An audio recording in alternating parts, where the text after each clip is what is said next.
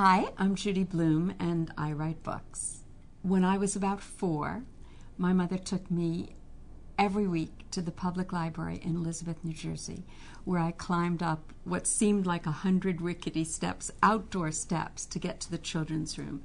And once I was there, my mother left me, she was there, but it seems to me anyway that she stayed out of it. And I sat on the floor and I picked the books off the shelves, and before I ever opened them, I sniffed them. I loved the way they smelled, so warm and ripe and wonderful, and then I would open them. And to this day, when one of my books comes, a new book that's just been published, the first thing I do is sniff it. They don't smell the same anymore, but that printer's ink and mixed with all the children who had read it before me. So I learned to love books early on. It's funny because I don't really remember being read to.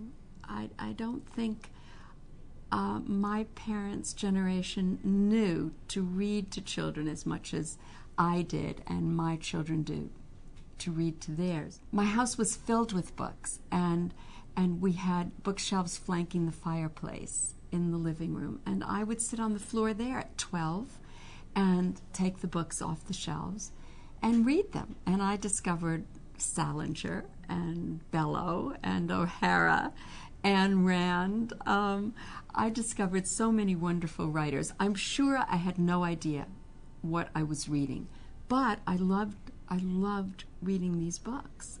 And even if I didn't get it all, I got enough. I got a taste of what the adult world was all about, and that's really what I was interested in by the time I was 12 and 13. I don't want to say that my parents didn't read to me, because clearly they did, and Madeline was my favorite book, my first great love, and I memorized that book, and so clearly someone was reading to me.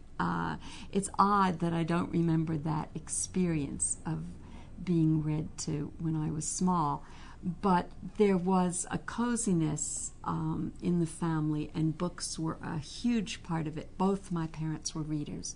It was my mother who handed me the diary of a young girl, Anne Frank's diary. She never said, "You have to read this." This was long before these books were, part of a middle school curriculum. It was my mother who gave me To Kill a Mockingbird. We shared books. We didn't really communicate. We didn't talk a lot at all, really. My father was the great communicator. My father was the storyteller.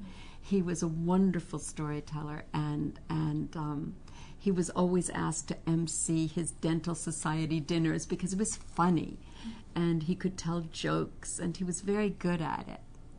And everybody loved my father. My friends came to the house and loved to be with my father. But from them, I think I developed a love of reading because they were always reading.